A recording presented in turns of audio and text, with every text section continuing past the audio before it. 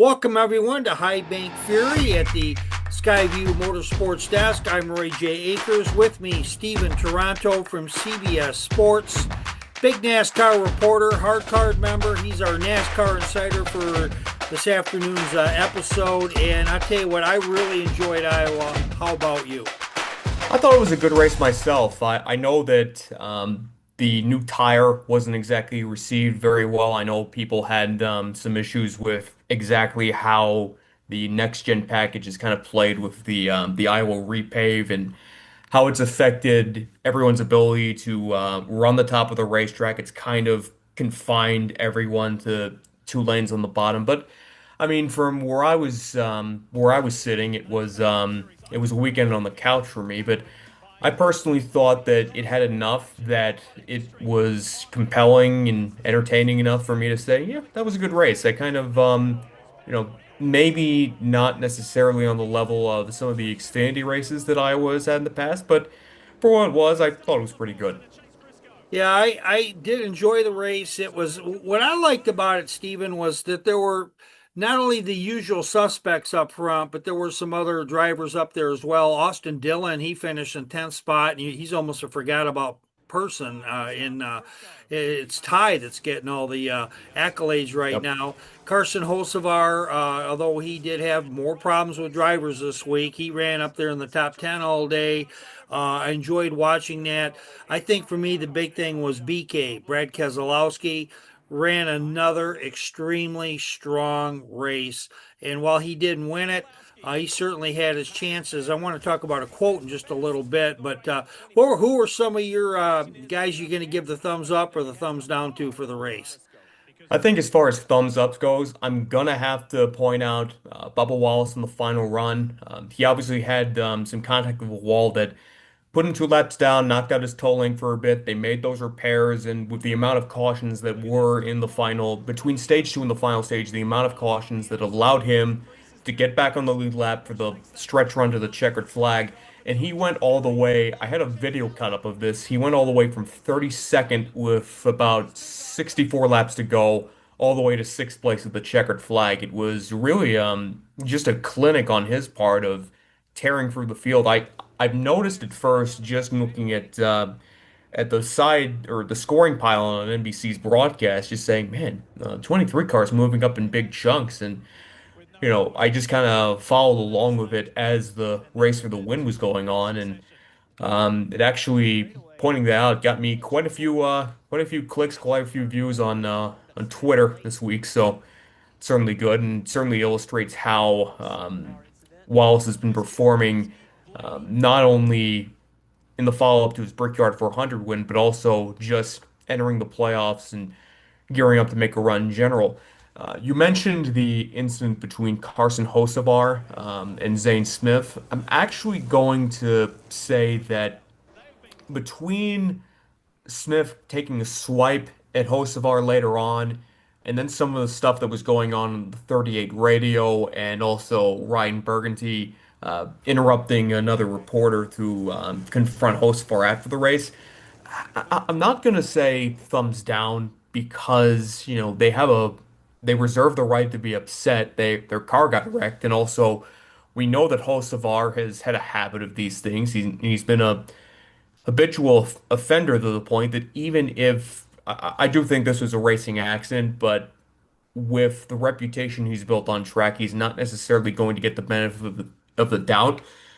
But it does make me wonder exactly what's going on within the 38 team when you've got, I believe it was the spotter chiming in on the radio saying, "Hey, we need to execute better on restarts because I'm sick and tired of this and that." And then Smith, after the Hocevar incident, he came on the radio, and the first thing he said wasn't about the 77 car. It was to his spotter saying, "Hey, you got to stop telling me how to drive. Every time I poke middle, we get wrecked."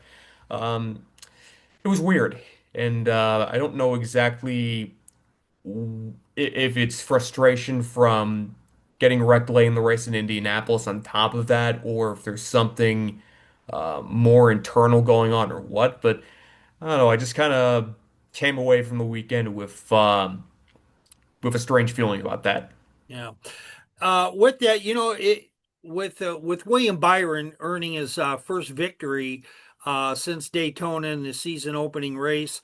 I'm sure that that really got the monkey off his back. For me, the real drama in the race was whether or not he was going to make it on fuel because he ran the final 144 laps when they say the fuel tank can really only put out 100. But like alluding to your point, there were 8 cautions in the final stage. He was able to save that because if they had ran all out, there's no way Byron would have been there at the end. But after he ran out of fuel twice in the last 6 weeks, including at Michigan, and then where else did he run out at? Indianapolis Oh, last week that's right. Yeah. ran out of Yeah. fuel in I the was final there lap. both races. Yeah. So, yeah, we watching him kind of get on the back in that. But anyway, he did very well. And that was, to me, that was kind of a heart fluttering moment. Is he going to make it or not? I was rooting for him as a fan, not because I'm a fan of his. It's just that I know that the heartbreak that he's had, he is a good kid. I like all the NASCAR drivers. There's a couple that are okay, but I like them. I love the sport, and so I root for everybody to do as well as they can. And with that, right now we have waiting in the wings, Stephen. We have William Byron from the post-race press conference. William, you obviously stretched the fuel cell. How nervous were you winding down to the final laps, and when did you know that you were going to make it?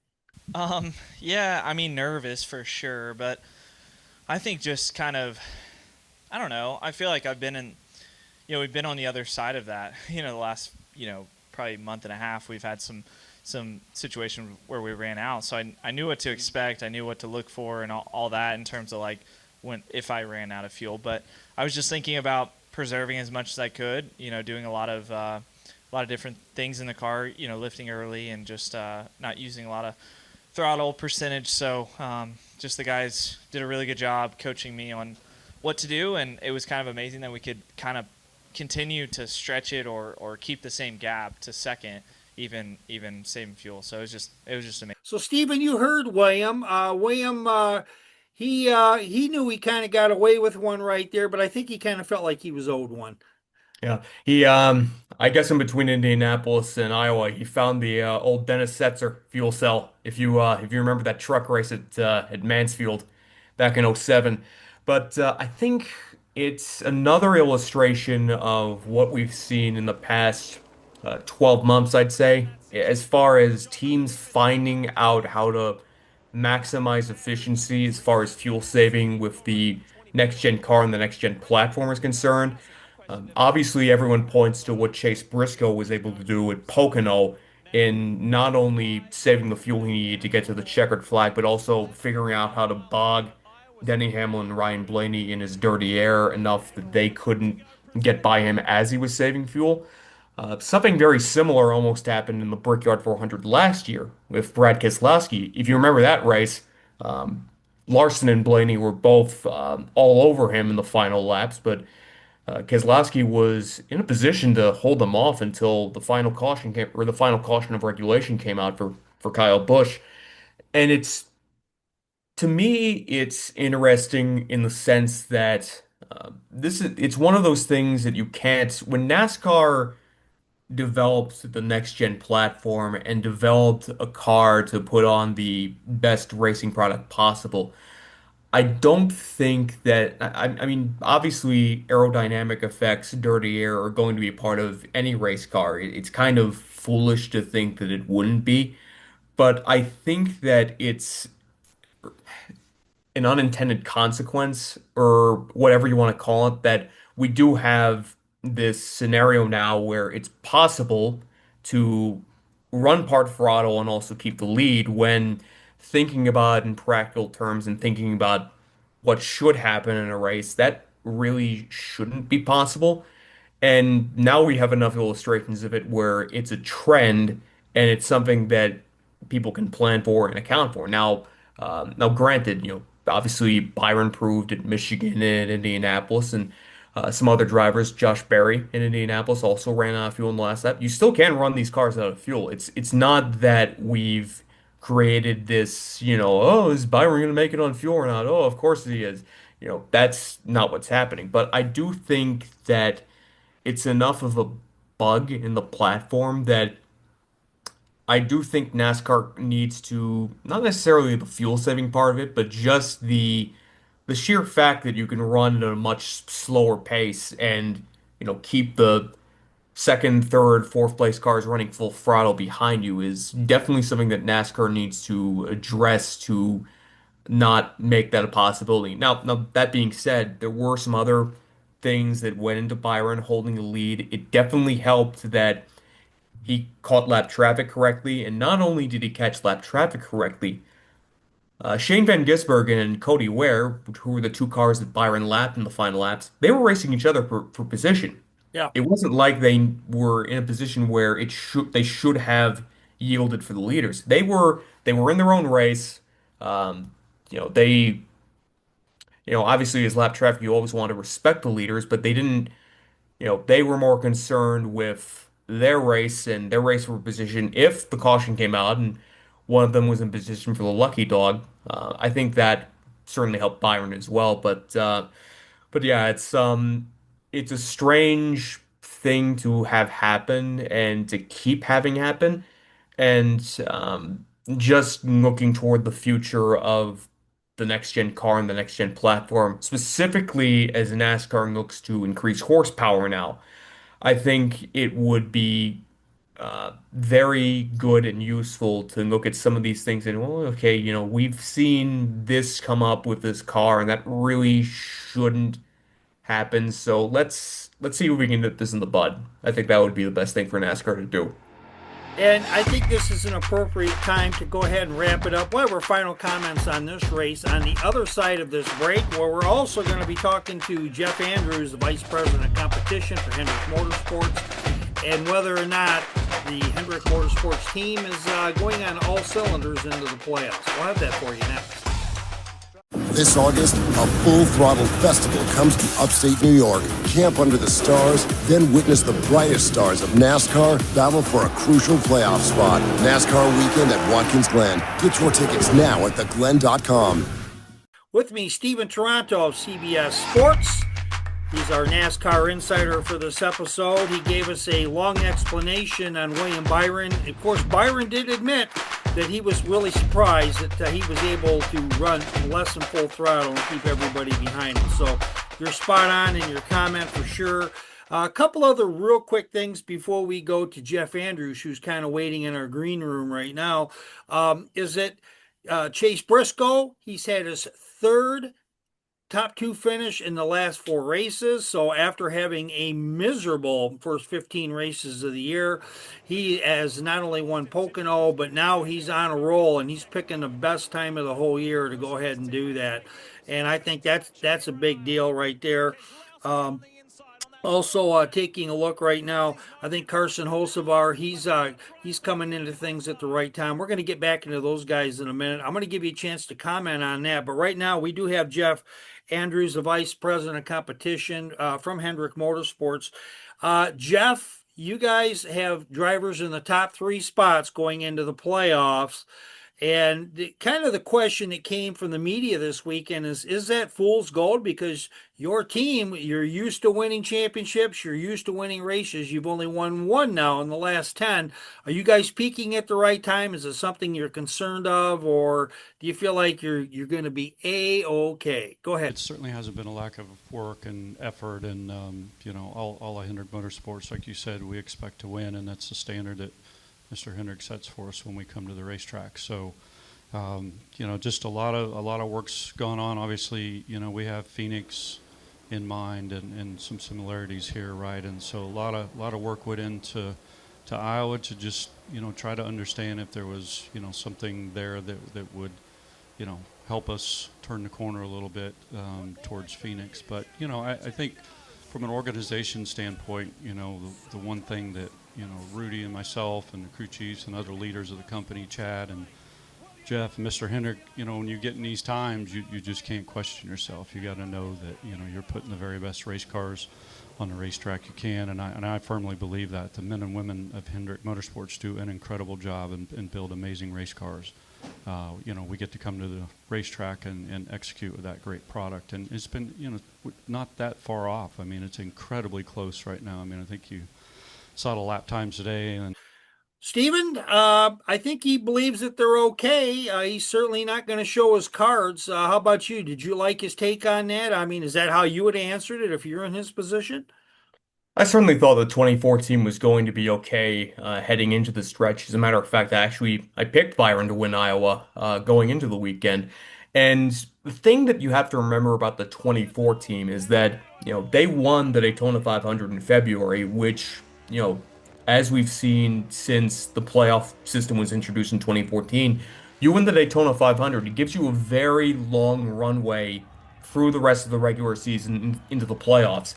And generally, when that happens, teams have certain opportunities to take liberties and, do experimental setups and see what works, what doesn't, all of these different things. And it isn't as if the 24 team had tailed off, I would say. Before this stretch where they had mechanical problems on the first lap at Chicago, they ran out of fuel on the final lap at Indy. They were calling that big wreck or am I getting? I feel like I'm getting my weeks mixed up. I think they had problems at Sonoma as well, on top of Atlanta, but that's neither here nor there. But given that Byron has been in contention for the regular season championship, and considering some of the races like Darlington looked like we were going to go wire to wire for a bit. They dominated the Coke 600. Michigan, which we've referenced before, was a missed opportunity.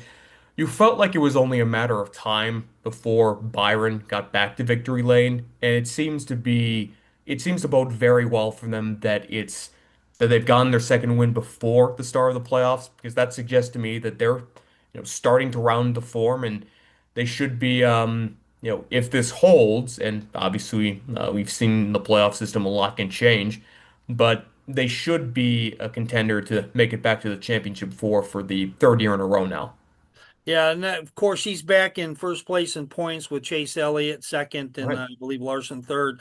The thing is, when you ask these guys when they win an early season race, and you're at most of the races, I'm at some of the races, I'm at about a third of them, and when you ask them if they're going to be on cruise control, they all tell you, "Oh no, absolutely not. They're not taking any weeks off." But I do believe what you said, that they are doing some experimenting, but they're not going to tell us that.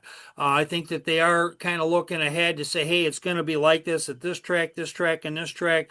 We have a little bit of option within the NASCAR framework to try something, and some of those things have happened. But I think William Byron feels very good that he got a win at this point in the season, because he kind of resets everything for him, is the way I kind of look at it. How about you? I think that um, I think there's been a little too much made of the idea of, oh, what happened to William Byron? I think we've seen in past seasons with him that he does kind of have this period in the summer months where he tails off a bit, and then by playoff time he comes right back into form. I think back to 2023 that happened. It happened to a certain extent last year as well. So I think what's been seen from Byron's team isn't too much out of habit for them.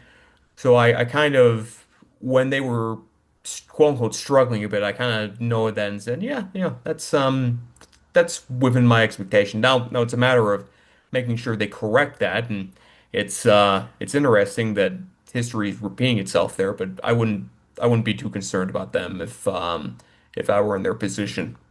No, I wouldn't be concerned. I think that, like you say, we found out that NASCARs do have a cruise control button, but Byron's done with that. And so we're going to go ahead. Tell you what, we're going to give our final opinions, final takes. Who we think's going to take up the last three NASCAR spots? Is there going to be an upset? We're going to have that for you in just a few moments as you are watching the High Bank Fury podcast/Zoomcast. Toyota has 3 NASCAR Cup teams, 2311 owned by these two, but this guy actually races for his team. and they both share the track with a team owned by yup, this guy. 3 teams, 4 legends, all going after one cup. Now you're up to speed. You in? This August, a full-throttle festival comes to upstate New York. Camp under the stars, then witness the brightest stars of NASCAR battle for a crucial playoff spot. NASCAR weekend at Watkins Glen. Get your tickets now at theglen.com. We're back for our final segment. Stephen Toranto of CBS Sports has joined us. He's our NASCAR insider. He's at pretty much all the races, folks, although we do need a break here every once in a while, just like the teams do. Of course, they don't get to take a break, do they? So with that, there are 3 races left. There's Watkins Glen, there's also Richmond, and finally Daytona. Are there going to be any upsets? Because 13 drivers are locked in. The way I look at it, Reddick he's in. I mean, there's no way he's not going to make it. He's number 14, and then there's a couple guys not too far behind. I think Bowman is all but locked in, and it's a matter of whether Boucher or Priest are going to take it from there, unless we get an upset in these final 3 races where somebody who hasn't won this year, like Bubba Wallace, finds a way to take the checkered flag. Go ahead, Stephen. For me, these next 3 weeks are all about the 3 RFK Racing drivers. Starting this week at Watkins Glen, where Chris Buescher, who you mentioned as being on the playoff bubble, is the defending race winner. And not only is he the defending race winner, he's got a great record on road courses overall. And, everyone talks about Shane Van Gisbergen being NASCAR's king of the road. Buescher on the last lap last year showed that he's capable of crossing swords with SVG. So I think that this weekend in particular is going to be very important for Buescher. The most important weekend coming up for Ryan Preece, I believe, is Richmond, because, and I said this in the final laps at Iowa when he was running 5th and looked like he was high as 3rd, may have had a shot to drive up and challenge Byron and Briscoe. I personally felt like if Preece didn't win Iowa, he was going to win Richmond. And you can go back in his history, even at Stuart Haas's end when they were tailing off performance-wise and the 41 team was really suffering from that in particular. The summer race at Richmond 2 years ago, Priest had a shot. Priest was running 3rd late, ended up with, I believe, a top 5 finish. And now you see the career year he's having at RFK, and he's had 10 top 10 finishes for the first time in his career. I think that he's going to be one of, if not the outright favorite at Richmond in 2 weeks, and I think that's his best shot to make the playoffs then. And then regular season finale at Daytona. We talked about Brad Keselowski and the way he ran at Iowa a bit earlier, and you have to think that it's so funny. He had such a terrible start to the year. Things really didn't improve until mid-May. And we've kind of had this stretch of road races sort of stymie and interrupt the momentum he's had. But Keselowski's charged all the way up into the top 25 in the standings. And, bear in mind that he is as skilled a super speedway racer as there is in all of NASCAR. So I think that looking ahead to Daytona and who could potentially sneak into the playoffs at the 11th hour, I think Brad is going to be a very legitimate factor in that race. I think he's going to be a contender to win. And if that comes to pass, I foresee a scenario where we could see all 3 RFK cars win back to back to back to put themselves in those final 3 spots on the playoff grid. Now, obviously it would be quite a feat to have that happen, but I do think that RFK is going to be the team to watch, and their drivers are going to be the drivers to watch the next 3 weeks as far as the bubble battle is concerned. So, you've kind of given us a synopsis. Do you see any upsets? Do you think Brad Keselowski is going to break through, or Ryan Preece?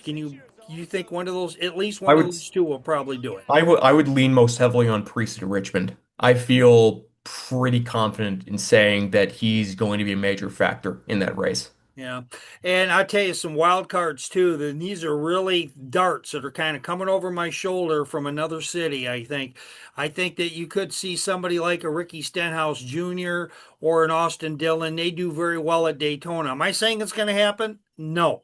But am I saying it could happen? Their history says maybe. So I think we could have a wild card out there. I do hope for your synopsis, being a Michigan person, that RFK Racing can at least get two of the drivers in, maybe all three.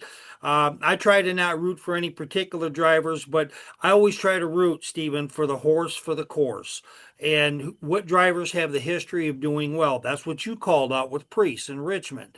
That's what you called out in some of your races. So you kind of feel the same way I do, that we do look for the horse for the course. Is that fair enough to say? I would say so. Yep. Well, I tell you what, everybody out there, we have got more episodes coming up this week. I tell you what, we have Chris Lawson coming up. He's going to be one of our guests. He's the crew chief for Todd Gilliland. He's going to be coming in there. Bubba Wallace is going to be coming on. We're not sure what's going to happen with Ford Performance tomorrow, but Ryan Priest will be the guest. And I will not be there, but I will have the transcripts, and then I'll have his take on Watkins Glen coming up. So for Stephen Toranto, one thing before you go: how can we read you and see you on CBS Sports? Give us the website and the best way to contact you. Well, as far as CBS Sports goes, it's www. I'm dating myself with that, but it's cbssports.com/NASCAR. That's what houses not only our weekly race previews, how to watches, and race summaries, but also I do a lot of original content, original written content, specifically driver interviews and features. But I also do a lot of social media work. You can follow me at storanto92 on X and on Instagram, and I've even sprinkled TikTok in here a bit. I'm trying to learn that platform. Are So, you a TikTok guy? well, I tried to get into it. My cousin's turning 15 here, Oh, and yeah. she's on that platform all the time. So I figured to give her the opportunity to kind of connect with some of my work. I thought about joining that and just reposting some of the stuff I post on to Instagram Reels there. But it's I prefer web-based platforms, and TikTok's web platform isn't very good. So it's been a little scattershot getting into that. But yeah, I'm always on X, and I think I'm pretty active on Instagram as well. So those are the two best places to reach me. All right. Thank you, Stephen. So you've Thank got it. you. We hope to have you on here soon enough. I'm Roy J. Akers. I'm with SkyviewSports.net.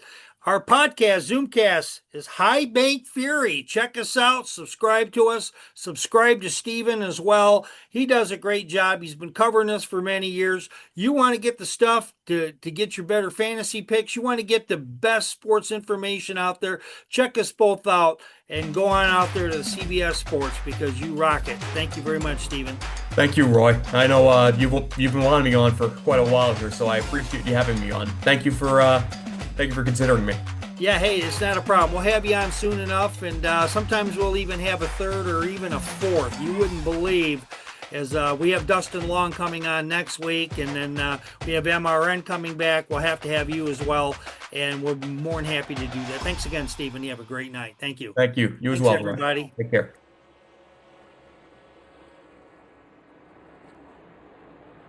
Oh, did he handle loose? Oh, spinning. It's right back to the